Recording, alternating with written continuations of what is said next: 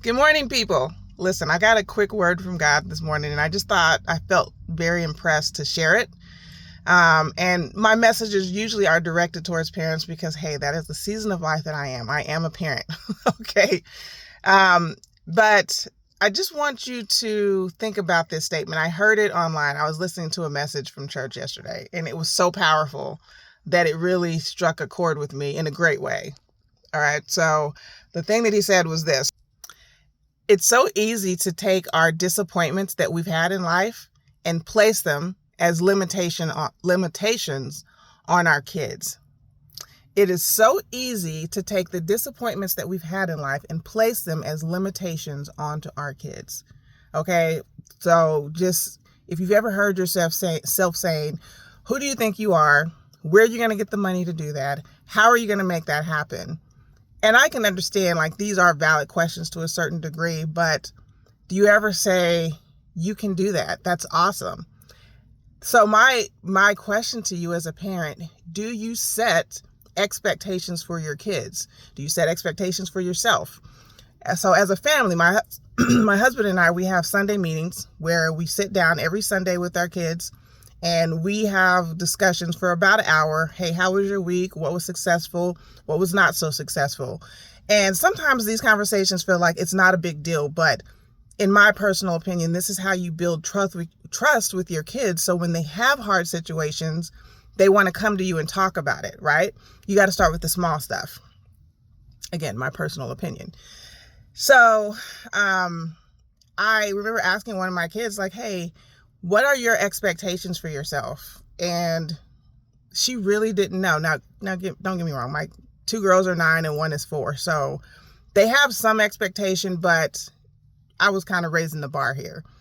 And I remember she said she didn't know. And I told her, I said, I see you as a powerhouse saleswoman, but not just any saleswoman. Like, when you come into the room, people take note.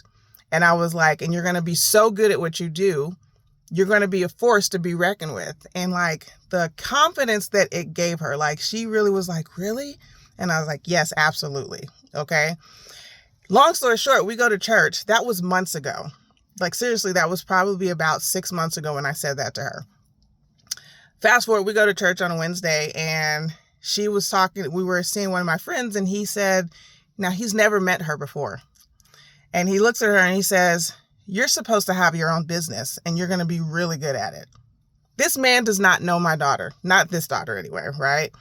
And she just kind of looks at him and she smiles because at this point she's been selling stuff and she's been crushing it. Okay. Like the confidence that she's getting from selling has been quite amazing. And then he walks off and he goes and gets his son and then he comes back and he says, you're meant to be a millionaire. Like it was just so absolute.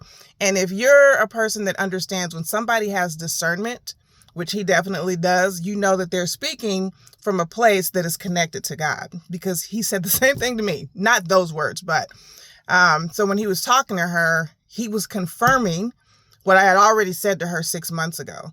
So she was like, wow, you know? And so my whole point of telling you that story is it is vital. Listen to what I'm saying. It's vital to have expectations for your kids, because if you don't set them, there's a friend out there, there's a boyfriend out there, there's somebody out there willing to set them for you. And they can be good, bad, or indifferent. And we hope to God, right, that the influences that they have on them are going to always be good. Although we know that they're going to have some bad ones, right?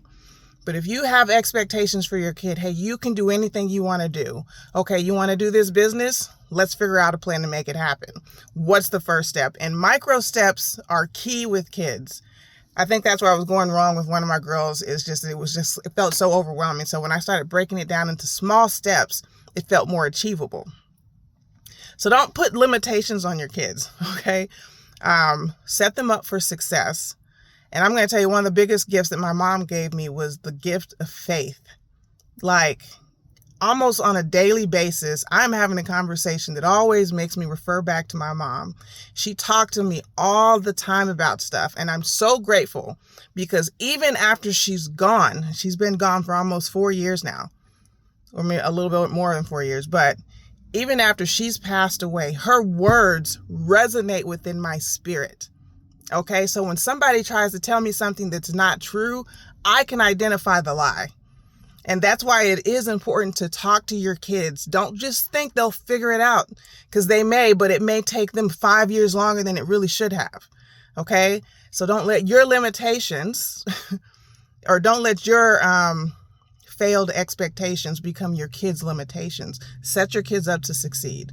And you do that by having conversations.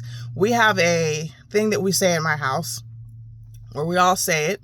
And it's kind of long, but one of the most powerful things I personally feel like that we say is that we are breaking generational curses and creating generational blessings.